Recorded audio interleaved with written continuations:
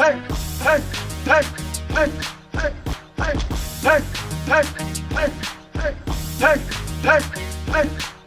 everyone. Welcome inside the Red Earth Production Studios for this edition of YBMcast. Today, special coaches preview all the way from Columbia, Missouri. We are joined by head coach Rockbridge High School, Justin Towe. I said that correct, Coach? Yes? Yes, sir. Yep, that's right. Cool. I meant to ask you before we started if I pronounced your last name correctly, and I didn't, so I just went for it. Thanks for coming on the show, man. Thank you for having me. I've watched a lot of the other coaches and programs, and it's been really cool just kind of, being able to stay up to date with some of the teams and around the state just from, your podcast here. We appreciate that. That's one of our goals. Just a shameless plug there. There you go. We are working to be the most comprehensive baseball talk in the Midwest. That's one of our goals, and we appreciate that very much. If you like what we do, please hit the like button. Helps the algorithm. Subscribe, support us. We do appreciate it. We appreciate our supporters, our sponsors. We have Coach Towe on our Prime Sports Midwest call link. The good folks over Prime Sports. If you're looking for some baseball gear, go to primesportsmw.com. Check them out. 2 locations here in the St. Louis Metro, Fenton, and St. Peters. And our good folks over at Game 7 Baseball, always powered by game7baseball.com. So, Coach, new season. You guys had your overall record last year. You guys were 27-10. You always play a tough schedule. I'm going to start right there. We have this conversation a lot with coaches, and that's one of the things that we see year after year is, competition, good competition, playing good competition, setting yourself up for that edge when you get to district play. Is that something you're very conscious of?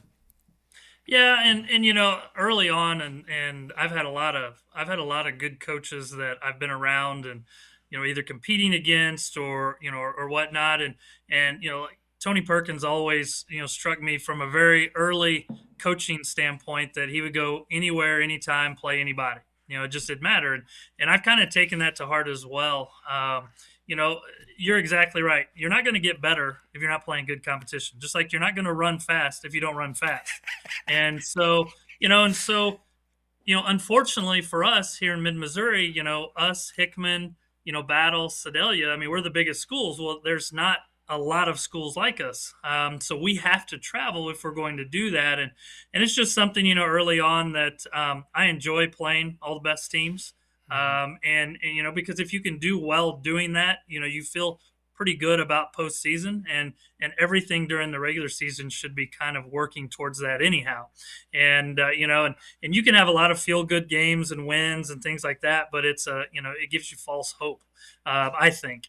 And so, but now we go down to Springfield area, we typically play almost everyone there. We're playing the St. Louis teams, the Kansas City teams. And, like I said, we're 27-10. We've averaged 20 plus wins a year for a long time.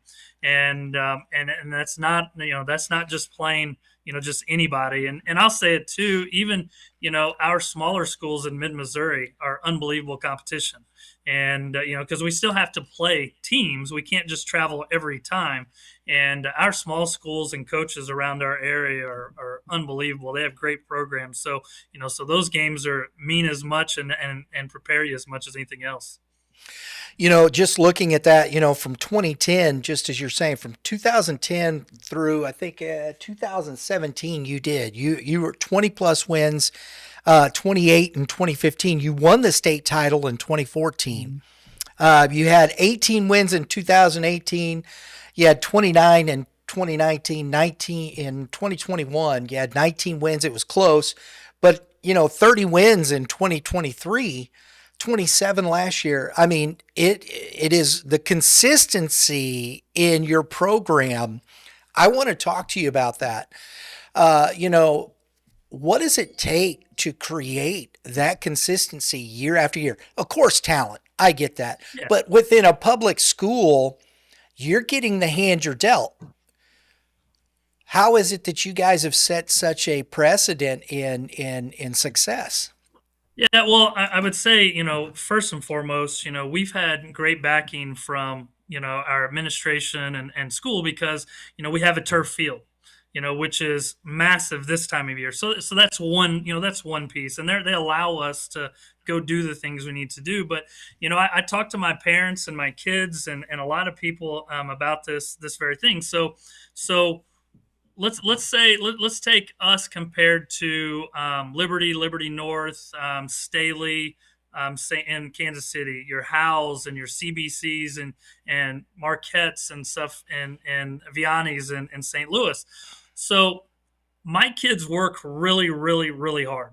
I mean we work them like crazy, but I'm only going to have 50 guys try out, whereas those schools are going to have 100 plus, right? So as hard as my kids work, those kids in those other programs, they have to almost kill themselves just to make the team, right? And so once they make the team, their fight's not over because they've got to go above and beyond to try and get on a varsity field. Well, my guys work extremely hard, but they know they're going to be on the team. They know they're going to get a chance to play. So our biggest thing is, okay, how do we, again, talking about that false hope, that false sense, how do we get them to where they're like, okay, we still have to work harder because the natural selection is a lot different for the programs, right? It just is, and we've had some unbelievable players, and no one's ever going to feel sorry for Rockbridge.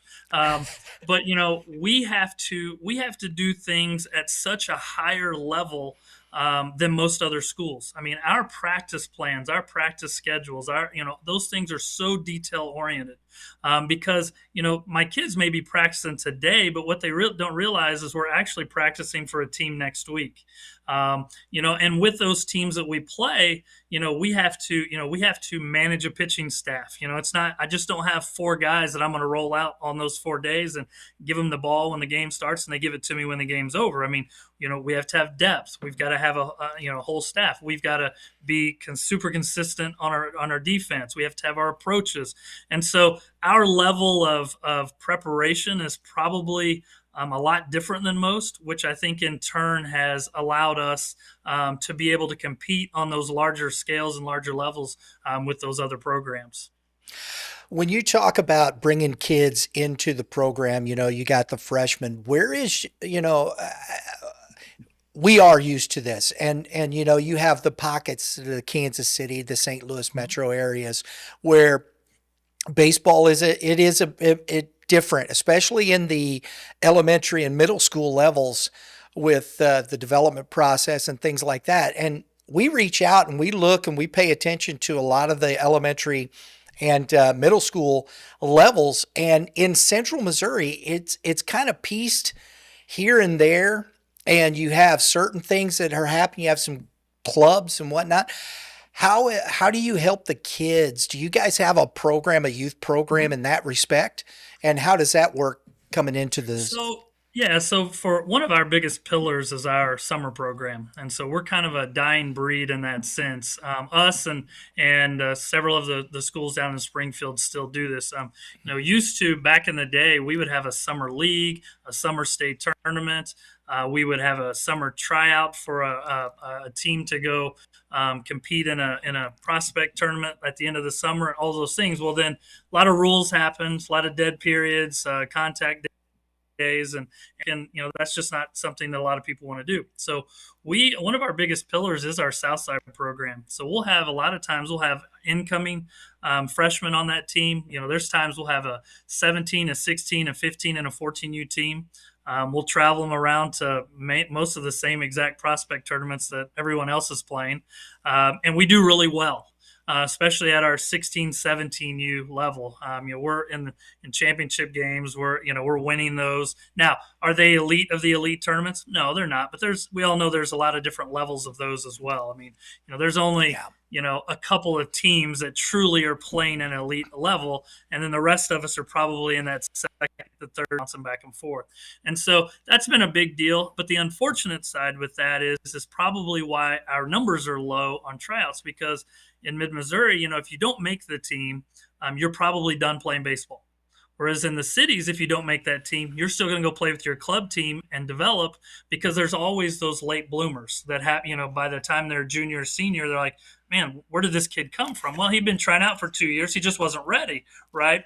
And so the fortunate thing is, yes, we do all of this thing. The unfortunate thing is kids are like, well, I didn't make it, so I'm done. I don't go play. And so, we don't get a lot of the late bloomers that way. But yeah, our summer program has been huge for us.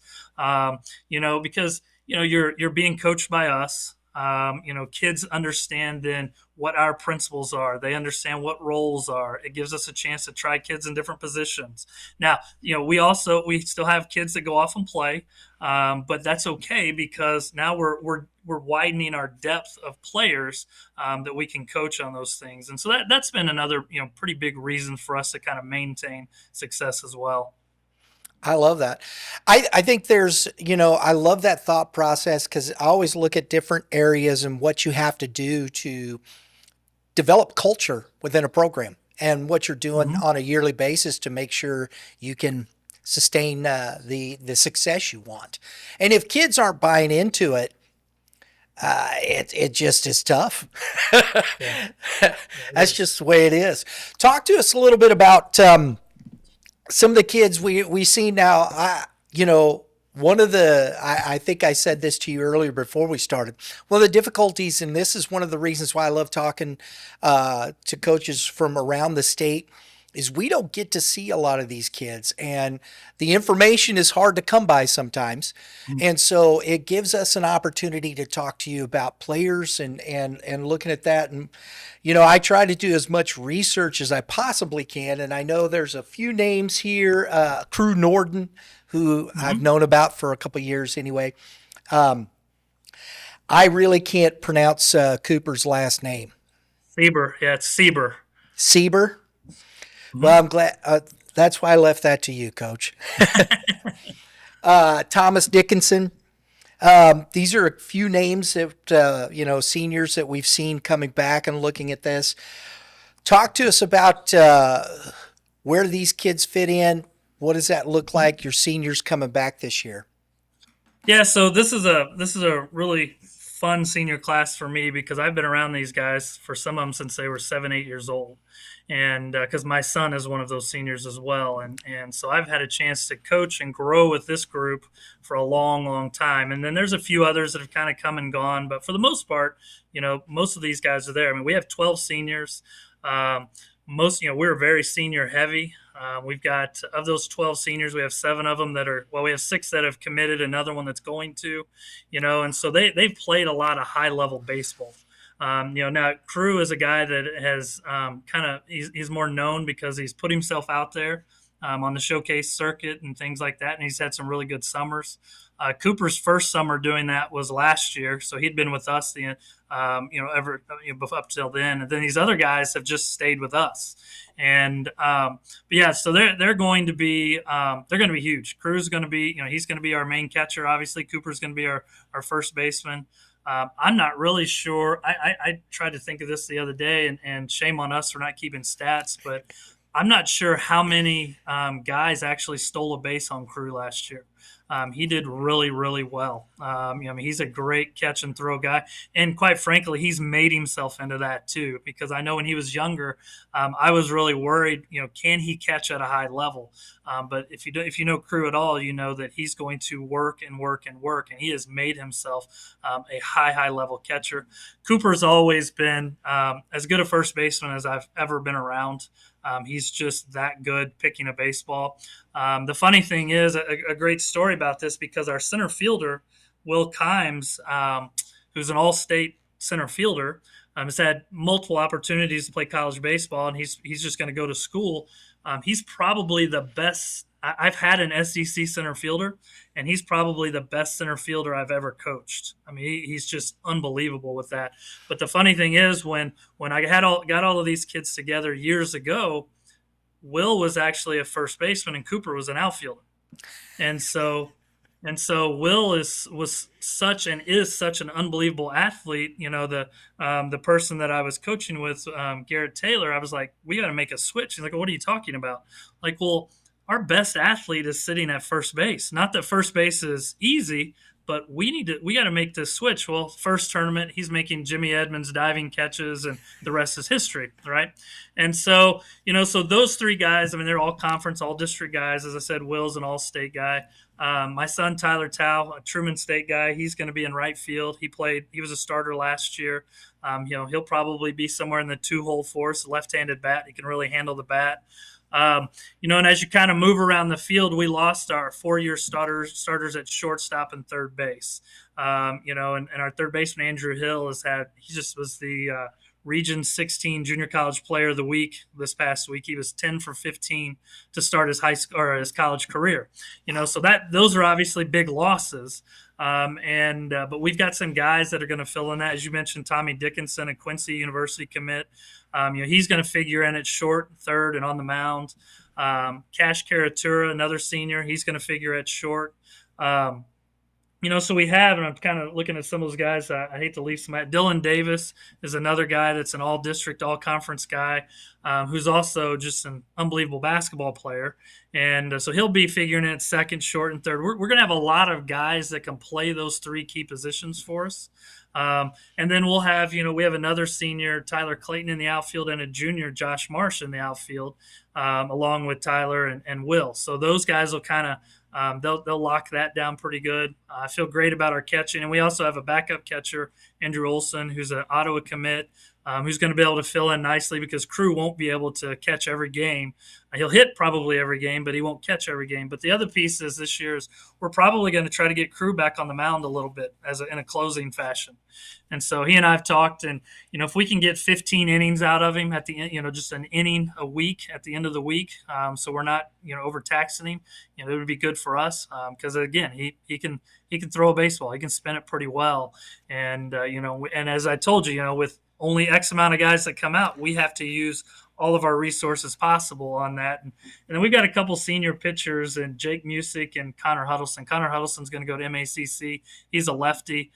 He'll be in one of our starters. And then Jake Music is just he had opportunities to play and decided he wants to go to school, but he is a guy that, he literally gets upset when his pitch count is out because he wants to keep pitching, and he's so good at what he does. He's not a hard thrower, but he knows the art of pitching, and it's a really cool thing to watch because he understands pitching on a different level than most everyone else, and so. Trying to make sure I got all those guys. Yeah, I think that's about all of our senior. And then Cohen Straub is another senior that is going to give us some time on the mound and at third base. So really, we're a senior heavy team. And which kind of it's odd how it works out. But then our junior class is one of the smallest classes we've ever had. There's only 7 kids in that class. So which is, as bad as it is, it's good because, they're not just waiting around to play. And Asher Schultz is a guy in that junior class who's going to be a two-way guy for us. I think he's going to really turn some heads on the mound this year. And we already knew, he can pick it and swing it as well. And then Nick Oreskovich is another junior who, as a sophomore last year, threw tons of innings for us. He actually no-hit Kickapoo last year. He threw against, I think he threw against Howell. He threw against Ozark down at Ozark on just a great Friday night game. And so he's not he doesn't get overwhelmed by the moment. And so that's going to be a lot of fun for those guys as well. I always think it's the anchor behind the plate. If you got that dude behind the plate, that makes for a much easier season when you got a guy who knows the team, knows his pitchers, and especially if you got some guys that are going to need that help, need that you lost a couple guys, this, that.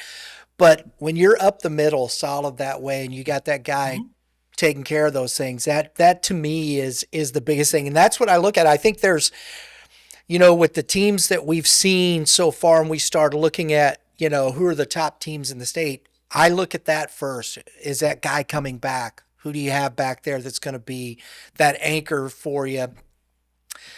When you talk about your pitching, because hey, that's what Tommy Lasorda said. Tommy Lasorda said it. I think it's good. Pitching, defense, hit a couple bombs, and let's go home. But pitching wise, you've got you seem like 4 or 5, maybe 6 deep at this point, Coach. Well, honestly, that's probably our biggest attribute. So, our pitching is I would say it's our deficit and our one of our best pieces. So, I don't have a true knockdown arm.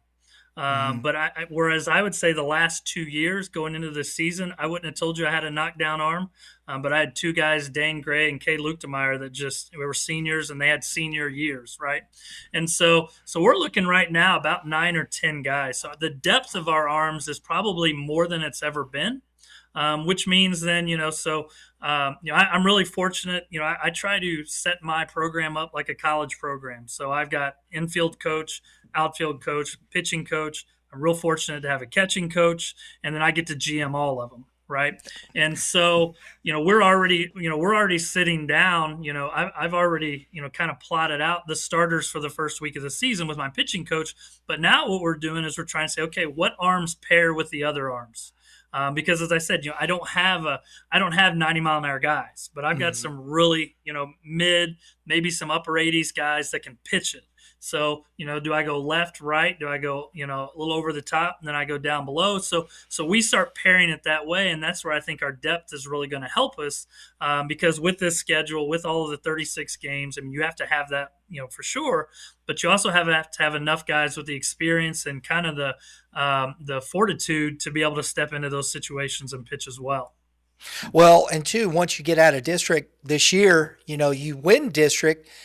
I love the best 2 out of 3 format, Yep. and that fits right into what you're talking about. Correct? Correct. Correct. Well, and I'm so glad that Misha has at least taken a small step into to helping our playoff system go. I'm still not a fan of the 8-team districts, especially for us because we're traveling either to St. Louis or Kansas City, 3 times a week. But that's beside the point. But these 3 games, now it brings real baseball and real strategy back into it. Because let's say last year, let's say we're playing a Cole Gibbler, Blue Springs in a best of 3. Well, he's coming out of the gates first. Well, I don't have a guy like that, right? And so do I kind of dip my toe in the water to see where we're at and say, what strategy means? I think I can get your next 2 guys. And so I play for that. It's kind of like, colleges that will send their Friday night guy to Sunday instead of Friday night now, as they get later on in the season. So strategy becomes involved, coaching becomes more involved. So I think that best 2 out of 3 is going to be pretty exciting. I do. I like it, especially for the Class 6. As you said, you have schools with a little more depth. Not always, but for the most part, you do. And I think it's high level baseball. I love it. I'm looking forward to it. I think it's going to be a lot of fun. Talk to us about your offensive guys. Who's that guy that's going to be leading the charge for you, Coach? Yeah, so first off, everything with us starts with what is our philosophy, and then how does everybody fit into that philosophy, right? And you can use the metrics and say, well, this guy has to hit here and he has to hit there. I mean, I always look into it, but I don't necessarily follow it. But so our offensive philosophy is we're always trying to be the first to one, first to five. So we want to score first, and we want to be the first to 5 runs. So if you look back, over my career, I think when we've scored 5 or more runs, we're probably, gosh, close to 200 games above 500, 200 plus. And so 5 seems to be the number. Now there's some other things in there, how many extra base hits per game, and because again, we have to look at all of this stuff because this is what drives our train to try and beat you when you have all of these players. So obviously, I want a guy at the top that is a guy that gets on base, and Will Kimes, like I said, he's an all-state center fielder. He's been that guy. It's kind of crazy. He throws left, but he hits right, and just I've wanted to strangle him ever since I started coaching him when he was little. In fact, there was a time when I tried to make him start hitting left-handed, but he's really good. He's also a scratch golfer, And so when he hits a baseball, it sounds different than everybody else. And so he'll probably be leading the charge in that because he's a high on base guy, high average guy, and he's got juice. Um, Tyler Tow's, and I like my 2-hole guy to be a lefty. And so, and if you know anything about us at all, you know that we're going to play the short game. Everybody knows it. We're going to do it. I don't care who you are. Crew Norton's going to have bunts this year. I mean, everybody's going to do it. And if you can't do it, well, then there's a pretty good chance you're not going to be able to probably fit in and play. So I like my 2-hole hitters to be left-handed. Because I like my sack bunts to be for base hits, and he can handle the bat really well. He's a low strikeout guy. He and Will both are low strikeout guys. Well, so then you're like, okay, well then then you start. The next 2 guys are Cooper and Crew. Well, do you go right, left, right, or do you do the traditional, right, left, right, left? So those 2 guys are going to figure in probably the next 2 slots. Whether it be 3 or 4. Those are guys that can drive baseballs.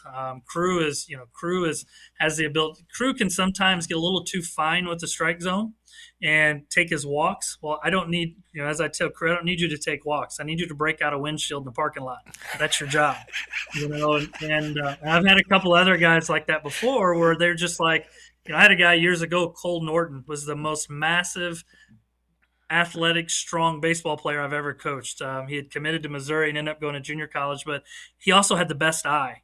And like, Cole, you can't take these walks. You're there to hit jacks, right? And so that's where Crew is. But you also have to look at, we play a lot of home games, fortunately. But if you've ever been to our field's not conducive to home runs. I mean, we're 408 in center, 330 down the lines, 365 in the gaps.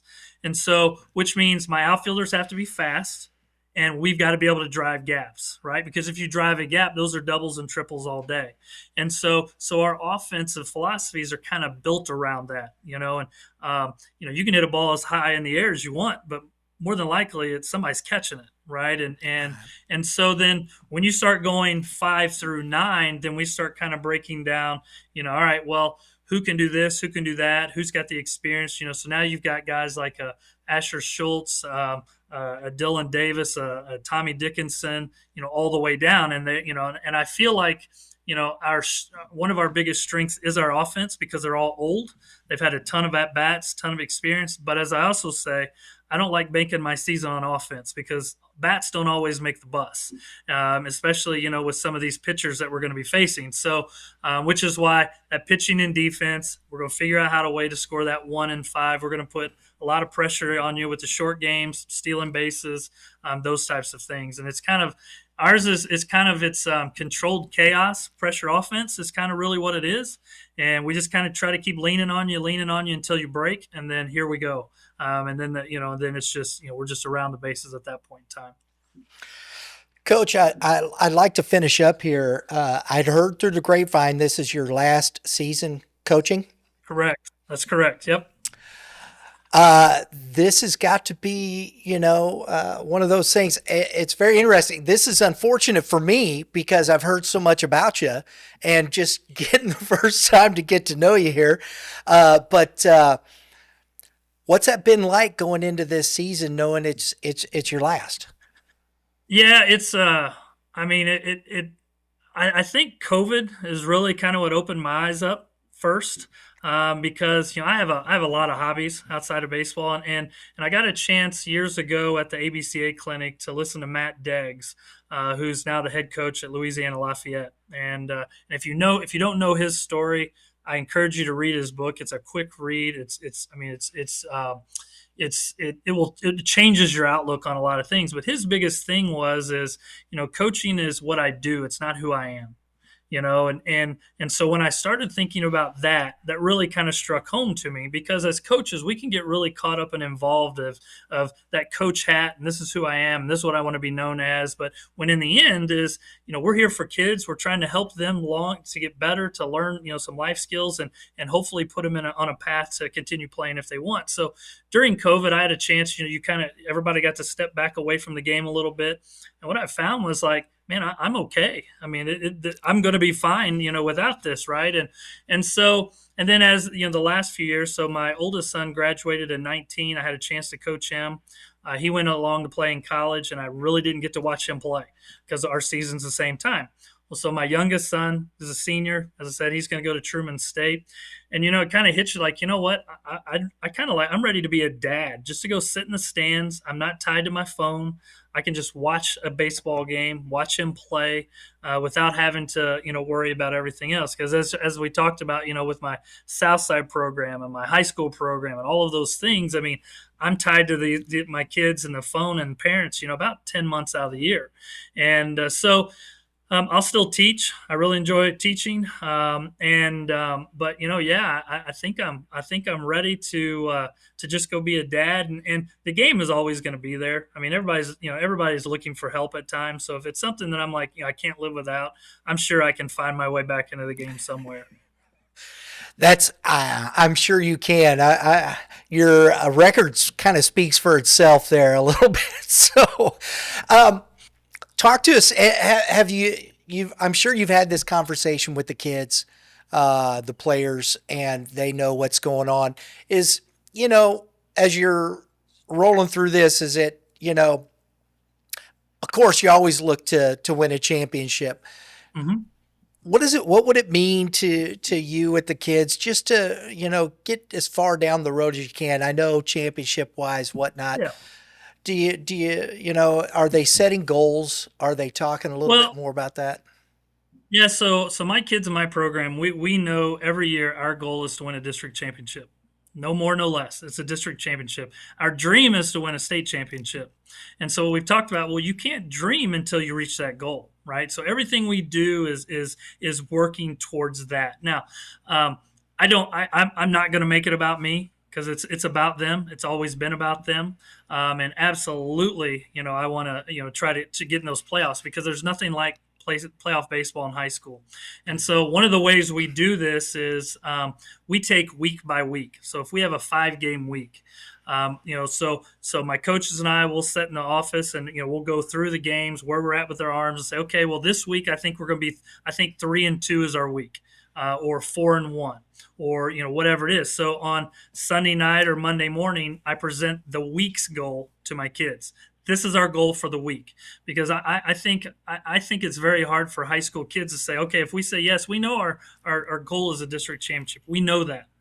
But this is March, that's in May. Well, they lose sight of a lot of those things in translation along the way. There's tests, school, girlfriends, cars, strikeouts, bad games, air. There's a lot in through there, so you lose sight of that, right?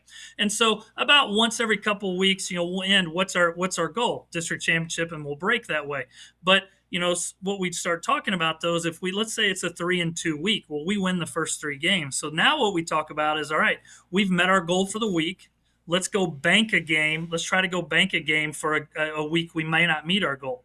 And so then we'll talk more about for up to this point in the season, are we plus or minus in wins, where I think we should be. And so I think if you can keep them on those short-term goals, the long-term goals don't seem so crazy at the end, because we've already worked our way up to that. We've talked about winning and meeting smaller goals. It's kind of like a baseball game. There's all these little games that form the big game at the end on the scoreboard, right? And this is no different. So you have all of these weeks, these 6 weeks or whatever it is, for that 1 week. And so you're trying to build confidence. You're trying to, get our roles settled. You're trying to just get everybody pulling the rope the same way. And so as far as, talking about that, I probably won't say anything about that. It'll just be, business as usual, because, it's going to take all of us and then some to pull that off anyhow, because it's so much harder than it used to be.